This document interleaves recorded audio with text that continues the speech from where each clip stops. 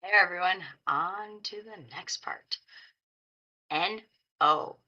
Two small letters, big difference. We all suffer from fear of failure, rejection, and hearing the word no to some degree. We all have some self-imposed limitations that prevent us from achieving our full potential. No one is totally immune. Don't worry, it doesn't have to stay that way. What if no could actually be the most empowering word in the world? What if you could achieve every quota, hit every income goal, and reach every personal dream by simply hearing no more often? And what if you discovered that right now, this very minute, you were only two letters away from greatness, two letters away from breakthrough performance, two letters from everything you ever wanted? As kids, we weren't fazed at all when we heard the word no. We shrugged it off, laughed at it, flicked it away like a bug. But somewhere along the way, this natural sense of tenacity was lost. Or worse still, it was drummed out of us. But what if, starting today, you could get that tenacity back? What if, starting today, the word no stopped stopping you? What if, starting today, the word no actually started empowering you? And what if, starting today, every time you heard the word no, you became stronger, more powerful, more resilient? And what if, in fact, having people tell you no actually became fun? What might happen then? A counterintuitive concept. You are about to be introduced to a number of concepts, many of which may be counterintuitive, forcing us to think in radical different ways. Which reminds us of the story about the Zen master and a student in search of knowledge. The Zen master is pouring tea as the student goes on and on about everything he has already learned. While the student is talking, he notices the Zen master has not only filled the tea, but he also continues pouring until the tea is spilling onto the table. The student says, "Zen master, can't you see the cup is overflowing?" The Zen master replies, "You are like the cup, full to the top with what you already know. To learn something new, one must be willing to empty their cup." Can you empty your cup? To accept what you're about to tell, it will be necessary for you to remove some of your current assumptions and beliefs about failure and success. And while you might not agree with some of what you have to share, we can assure you that these concepts are proven, and as such, we ask that you keep an open mind. Sound fair? Good.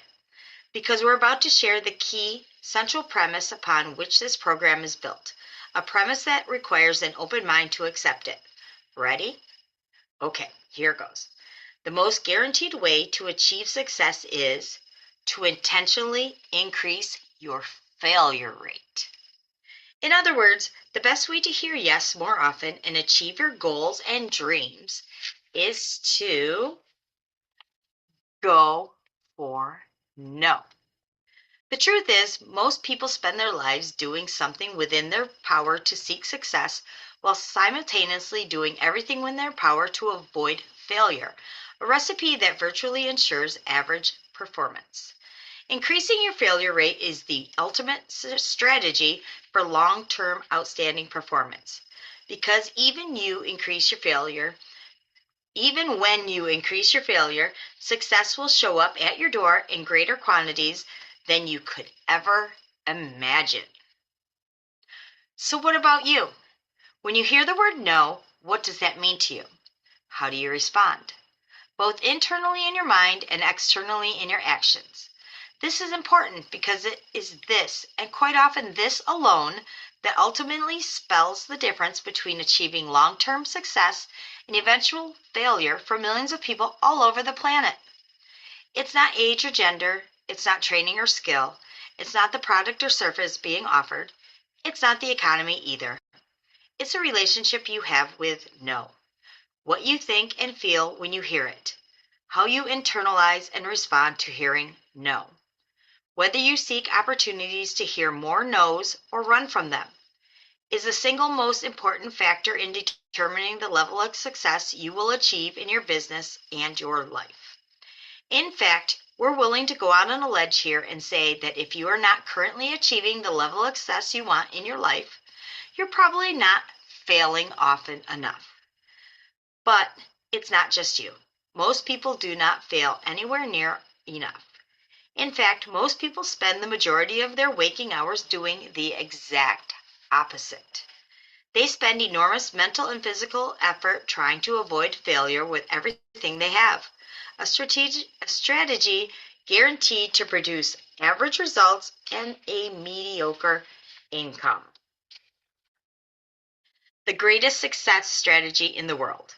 One of the great ironies of life is the fact that winners fail more often than losers because they understand that intentionally and dramatically increasing their failure rate is the greatest success strategy in the world.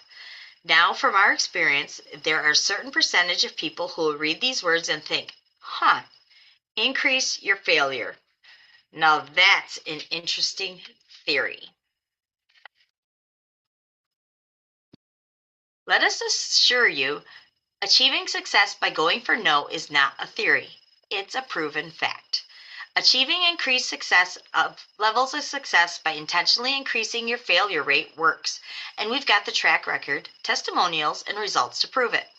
The Go for No concepts and strategies you're about to learn have been used, field tested, and have already helped tens of thousands of individuals and organizations achieve unheard levels of success. But what about network marketing?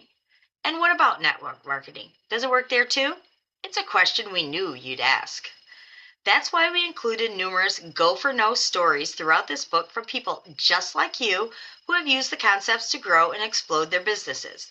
So if you approach the ideas in this book as interesting stuff that might be worth a try, you'll be robbing yourself and your team of results you both deserve. We're asking you to have faith. We're asking you to believe. We're asking you to try the things we propose in this book before passing judgment. If you do, the results will truly amaze you. Everyone sells. Now, as you work your way through this book, you'll notice that we use the terms sales and salesperson often and repeatedly. Everyone sells. In your own way, each and every one of us is a salesperson. Yes, the person attempting to sell a prospect a car, a house, a boat, a sweater, or insurance policy is clearly selling. But so is the entrepreneur raising money to start a business, the Girl Scout selling cookies in early spring, the author trying to get their book published, the actor auditioning for a role, the high school senior asking a girl to the prom, the network marketing professional inviting a friend, neighbor, relative, or stranger to look at their opportunity, the mom or dad trying desperately to get their 2-year-old to eat their peas. Each is engaging in the selling process. Whether they define it in sales or not, each must overcome failure and rejection to be successful. Each must find the courage and tenacity to put themselves, their product, and their services out there, sometimes over and over again, to persist until successful. A life philosophy. Finally, Go for No isn't just a sales philosophy. It's a life philosophy. We like to say you can achieve virtually everything you want if you're just willing to hear no enough. And it's true. So often we lose out on the things we want to have, do, and be in life simply because we fear asking and being rejected. So whether it's asking a guy or girl out on a date, asking for a raise, asking for a better table in a restaurant, or for an upgrade to a better view at a hotel for your anniversary night, all of these everyday life choices require one choice to be made first. Do I have the courage to get a no? This book can help you say yes.